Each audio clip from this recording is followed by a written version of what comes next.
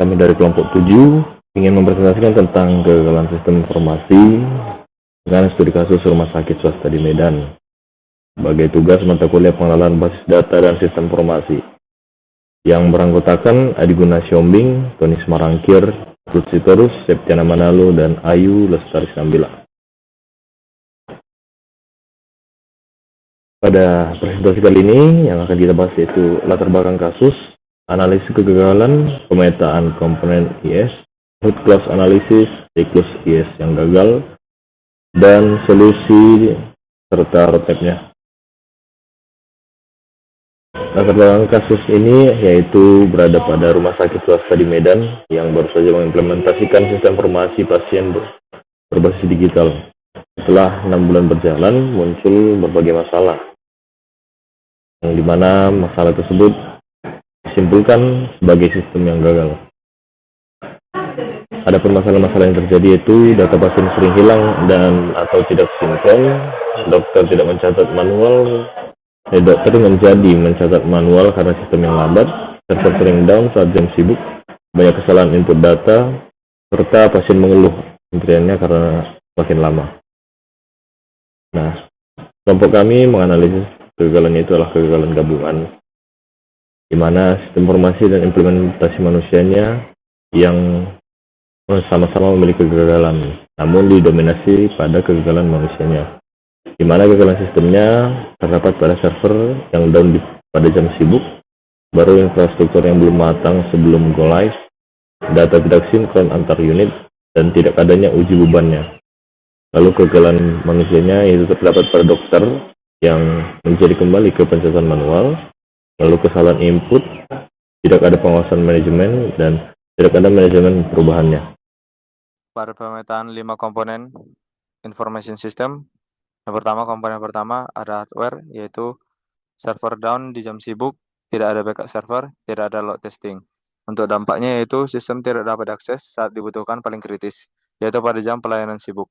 Untuk komponen selanjutnya yaitu software, di mana aplikasi berjalan lambat, tidak ada validasi input, tidak ada offline mode. Untuk dampaknya, sistem tidak fungsional di lapangan dan tidak dapat diandalkan oleh tenaga medis. Untuk komponen yang ketiga yaitu network, yang dimana data tidak sinkron antar unit, bandwidth tidak mencukupi, tidak ada failure di jaringan. Untuk dampaknya, informasi pasien tidak mengalir dengan baik antar departemen sehingga koordinasi pelayanan terganggu. Untuk komponen yang keempat yaitu data, yang dimana data pasien hilang, kesalahan data golongan darah, dan tidak ada master database terpusat,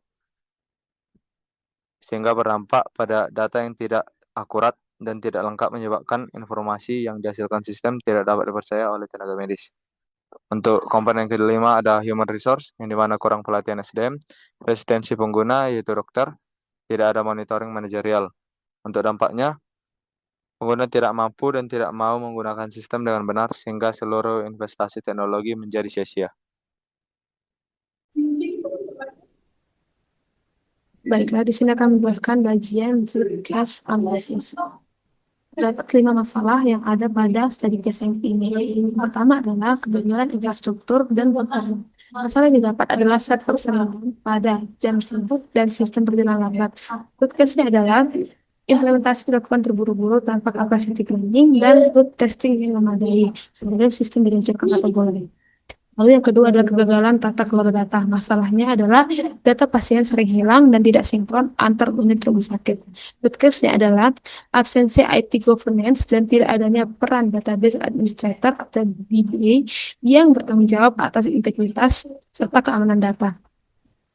Lalu yang ketiga adalah kegagalan adopsi pengguna. Masalahnya yaitu dokter menolak menggunakan sistem dan kembali mencatat secara manual. Root case-nya adalah end user, baik itu dokter maupun medis, tidak dilibatkan dalam proses perancangan dan berbagai sistem, sehingga sistem tidak sesuai dengan alur kerja kritis di lapangan. Lalu yang keempat adalah kegagalan analisis kebutuhan. Masalahnya adalah tingginya tingkat kesalahan input data. Root case-nya yaitu proses requirement analysis tidak dilakukan secara menyeluruh, menyebabkan fitur-fitur kritikal seperti validasi data otomatis tidak masuk dalam rancangan.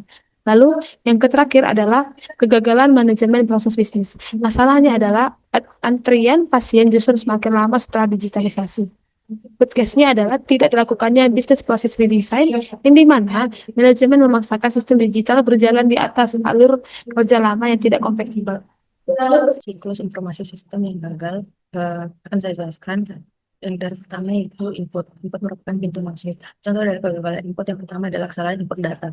Dimana contohnya seperti golongan darah keliru dan tidak ada validasi otomatis. Lalu yang kedua ada input data tidak lengkap karena staf memilih untuk tidak mengisi data secara lengkap agar pelayanan tetap berjalan lancar. Lalu yang ketiga ada dokter lebih memilih untuk mencatat manual daripada mengisi data ke sistem. Lalu yang keempat adalah input data ganda atau duplikasi, di mana staf beda unit menginput data pasien yang sama secara terpisah. Ini mengakibatkan yang namanya garbage. Lalu yang kedua adalah proses. Proses merupakan jantung sistem.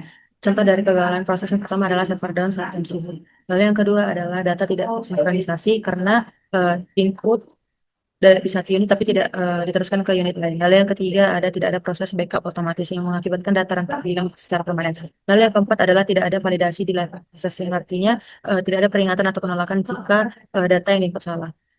Lalu yang ketiga adalah output. Output merupakan hasil akhir dari suatu sistem. Contoh output yang pertama itu adalah output tidak dapat diakses saat server down, di mana dokter dan perawat tidak bisa membaca data pasien sama sekali. Lalu yang kedua adalah output tidak akurat. Lalu yang ketiga adalah output tidak sinkron karena satu sistem menghasilkan dua versi data berbeda di poli dan ruang rawat. Lalu yang keempat adalah output diabaikan, di mana dokter lebih memilih untuk mencatat manual sebagai referensi. Pada pertanyaan yang kelima, kelompok kami merancang solusi berdasarkan 5 komponen utama sistem informasi, yaitu yang pertama hardware, yang kedua software, yang ketiga network, yang keempat data, dan kelima human resource. Pada bagian pertama adalah bagian hardware, solusi yang kami berikan adalah upgrade server, menggunakan high availability cluster, dan UPX, yang dimana berfungsi agar sistem tetap stabil serta tidak mudah down saat jam sibuk. Yang kedua adalah pada bagian software, sistem dioptimalisasikan dengan penambahan validasi input otomatis, fitur offline mode, serta perbaikan tampilan UI dan UX supaya lebih mudah digunakan dokter dan tenaga medis. Pada bagian yang ketiga adalah pada bagian network. Pada bagian network dilakukan upgrade bandwidth, penerapan VLAN dan failover jaringan agar data antar unit dapat tersinkron dengan baik tanpa ada gangguan. Pada bagian keempat adalah pada bagian data diterapkannya master pentest index sebagai database terpusat, backup otomatis berlapis, serta petunjuk database administrator untuk menjaga keamanan dan konsistensi data pasien. Pada bagian yang terakhir adalah human resource. Pada bagian human resource, solusi akan difokuskan pada pelatihan pengguna, pembentukan super user di tiap unit, dan penerapan change management menggunakan model ADKAR agar seluruh staf lebih siap beradaptasi dengan sistem digital.